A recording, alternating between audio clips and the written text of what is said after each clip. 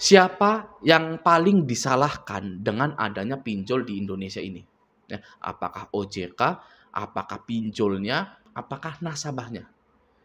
Ya, jika kita menunjuk OJK lah yang paling bersalah karena mengizinkan pinjol ini beroperasi di Indonesia, maka nanti akan muncul pertanyaan seperti ini. Apakah di tahun 2019 di mana pinjol itu banyak diizinkan, OJK ini apakah tahu kalau pinjol ini akan menggunakan teknik penagihan yang sadis? Ya, karena yang jadi permasalahan sekarang itu kan teknik penagihan yang sadisnya itu. Ya.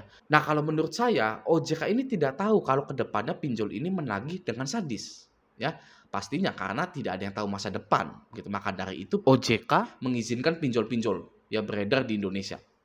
Nah, hanya saja setelah pinjol-pinjol ini terbukti menagih dengan cara sadis, setelah penagihan-penagihan sadis dari pinjol ini meresahkan masyarakat Indonesia sampai jatuh korban bunuh diri, OJK tidak segera menutup perusahaan pinjol-pinjol itu. Ya, harusnya karena sudah melanggar, pinjol ini segera ditutup. Ya, harus ditutup, wajib ditutup karena sudah melanggar. Oke? Nah, tapi ya, dari kacamata ekonomi tidak semudah itu menutup sebuah perusahaan. Ya. Kenapa?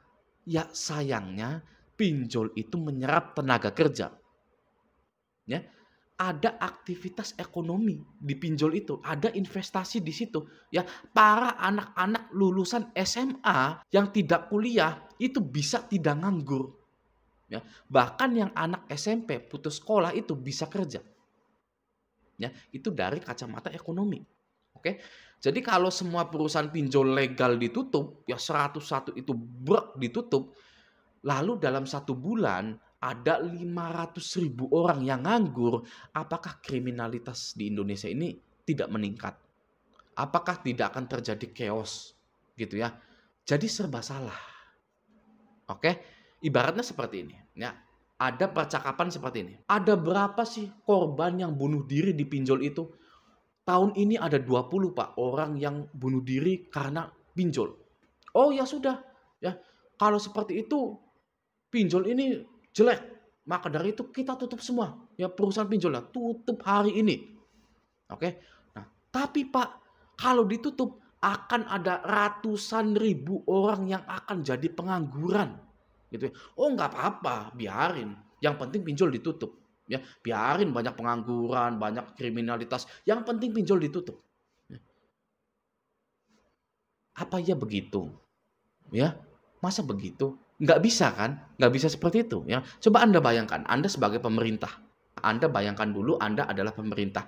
Pilih pinjol ini ditutup lalu ratusan ribu orang jadi pengangguran, tidak bisa makan, atau pinjol ini tetap ada dan mengatasi permasalahan pengangguran di Indonesia. Ya, kalau dari kacamata pemerintah, ya mending mencegah pengangguran. Ya kan? Pertanyaannya, yang sudah jadi korbannya gimana? Ya, ya sudah. Paling jawabannya ya sudah gitu kan. Pasti ya. Ya sudah. Sudah gimana Pak? Itu kan korban. Ya korban pinjol. Ya sudah. Loh, ya sudah gimana Pak? Ya sudah tidak ada orangnya. Ya, mau apa yang diurusin, mau apa yang dilanjutkan. Mending mana? Ngurusin orang yang sudah tidak ada atau ngurusin orang yang masih ada, masih butuh makan dan ratusan ribu. Apakah Anda mulai berpikir masih mending Anda pinjol? Nah itu kejam. Ya, kejam. Jadi serba salah pinjol ini. Gitu kan. Nah, di sisi lain, ya, di sisi lain OJK, Otoritas Jasa Keuangan.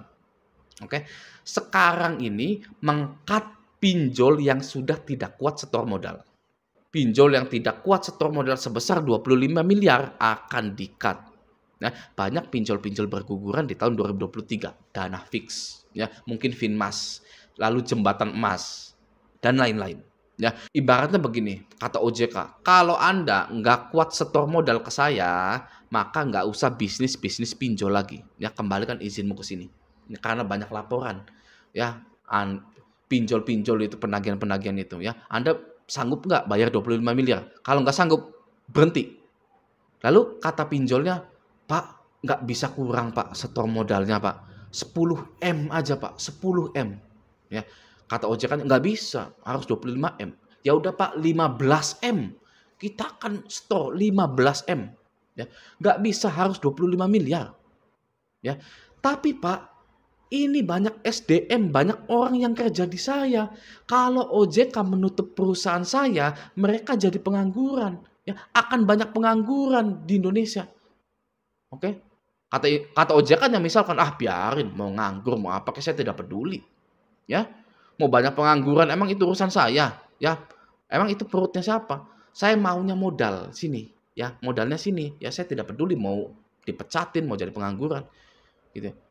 Jadi OJK ini jahat atau baik sebenarnya? Ya, di satu sisi OJK tidak menutup pinjol karena ada aktivitas ekonomi yang melibatkan ratusan ribu orang di situ. Ya, di satu sisi lagi OJK menutup perusahaan yang tidak memiliki modal sehingga beresiko munculnya pengangguran baru. Ya, apakah ini yang dinamakan konsep dari yin yang? Ya, di dalam kebaikan pasti ada kejahatan, di dalam kejahatan pasti ada kebaikan. Gitu ya. Nah, sekarang kita ke sisi perusahaan pinjolnya. Ya, tadi OJK, sekarang kita ke sisi pinjolnya, perusahaan pinjolnya. Zaman sekarang yang mau minjemin uang itu cuman pinjol. Ya. Teman bahkan saudara sudah susah minjemin. Kalau hal itu salah, ya, coba Anda ke Play Store lalu lihat downloadannya Aku Laku, Kredivo, EasyCash, pasti downloadannya di atas 5 juta. Itulah bukti bahwa zaman sekarang teman dan saudara sudah susah untuk meminjamkan uang. Ya, jadi pinjol itu muncul di saat pinjam dulu 100 dibalas orang urus. Ya. Loh, jadi Bang, apakah pinjol itu baik? Nah, ya, Andalah yang menganggap pinjol itu baik. Ya, sampai-sampai Anda tidak berani galbay. Ya, banyak orang yang menganggap pinjol itu adalah orang yang baik. Ya, yang mau meminjamkan Anda uang saat Anda kepepet. Gitu ya. Banyak orang yang merasa bersalah pada saat mereka itu gagal bayar atau telat bayar. Ya, banyak yang merasa dirinya tidak tahu diri karena sudah dipinjami oleh pinjol tapi malah gagal bayar. Padahal orang lain, saudara, teman belum tentu mau minjemin uang atau mau nolong. Ya, itulah mengapa ketika kita memutuskan untuk galbay di pinjol butuh nyali yang sangat besar sekali untuk gagal bayar itu. Ya, nyali yang dimana mengabaikan semua hal-hal yang dirasa itu adalah kebaikan yang dibalas keburukan. Oke, nah tapi melalui video ini akan saya ungkap faktanya. Pinjol bukan baik kepada Anda. Pinjol bukan menolong Anda. Ya, jika pinjol itu niatnya menolong Anda, maka pinjol itu tidak akan mengenakan tenor 30 hari beserta bunga dari uang tersebut. Ya, kalau teman dan saudara, mereka meminjamkan uang itu ya yang menentukan tenornya itu kan kita. Ya, seperti itu kan konsepnya. Bro, pinjem ya. Pinjem 200, pinjem 1 juta, bulan depan gajian gue balikin. Ya, kita yang menentukan tenornya. Bahkan tidak ada bunga dan dendanya. Oke, tapi kalau pinjol, tenornya dia yang menentukan, ada bunganya, ada dendanya. Ya, yang artinya Anda dan pinjol itu adalah bisnis. Ya, Anda masukkan KTP Anda ya untuk diverifikasi. Anda input slip gaji Anda agar pinjol ini tahu kemampuan membayar Anda. Pinjol cek hutang Anda yang lainnya apakah Anda beresiko atau tidak. Ya, itu namanya bisnis. Oke? Maka dari itu stop merasa bahwa Anda ini tidak tahu diri karena sudah ditolong. Itu bukan pertolongan, itu adalah bisnis. Oke? Pinjol pun tahu resikonya. Oke? Nah, lalu penagihannya, ya, penagihannya. Penagihan di pinjol ini sudah sangat melekat di masyarakat karena keburukannya. Sebar data, ya, maki-maki kondang, bikin poster-poster maling, poster-poster open BO. Jadi kalau dari sisi pinjolnya, pinjol itu adalah sebuah kesalahan. Ya, apakah Anda tahu di Cina pinjol itu sudah tidak laku, sudah ya pokoknya hampir punah lah. Nah, tinggal di Indonesianya saja. Ya, apakah pinjol ini akan lama bertahan? Gitu. Semoga tidak. Oke. Lalu kita beralih ke sisi nasabahnya atau konsumennya. Oke. Kalau konsumen itu seperti kita ini akan mengonsumsi apa yang ada di suatu negara tersebut. Contoh, di negara tersebut ada Starbucks, ya. Orang di negara tersebut pasti minum kopi Starbucks, akan membeli kopi Starbucks tersebut, ya. Tapi jika negara tersebut yang memiliki Starbucks, ya, memiliki daerah terpencil jauh dari kota dan tidak memiliki Starbucks, ya jauh sekali dari kota gitu ya, bisa 7 jam gitu. Dan tidak ada Starbucks di situ, maka orang-orang di situ tidak akan mengkonsumsi Starbucks karena tidak ada tokonya. Oke? Analoginya seperti itu, sama juga dengan pinjol. Selagi pinjol itu masih ada di negara Indonesia ini, maka akan banyak orang yang mengkonsumsi atau memakai pinjol tersebut. Ya, maka dari itu terlepas dari behavior suka ngutang. Wah, ini generasi suka ngutang di pinjol.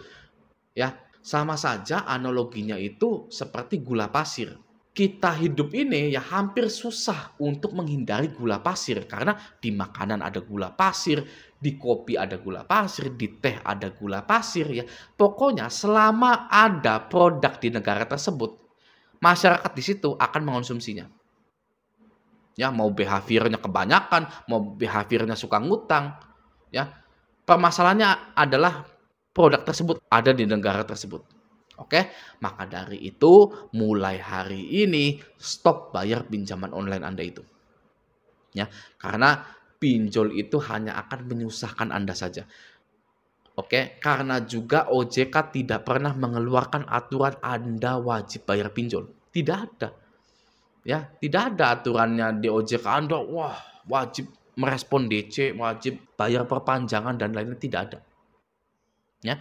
Karena juga galbay pinjol itu tidak bisa dipidana karena perdata.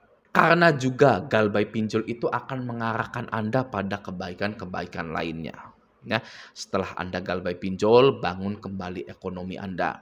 Ya, anggap galbay pinjol ini adalah final step untuk Anda meraih kesuksesan Anda. Ya, akhirnya tiba. Ya, ini adalah jalan terakhir kesuksesan saya. Saya sudah galbay. Ini cobaan galbay pinjol ini yang terakhir nih. Ya, pasti saya sukses ketika saya memulai suatu bisnis. Gitu. Ya, oke ya. Nah, semoga video ini bermanfaat. Sampai jumpa di video selanjutnya.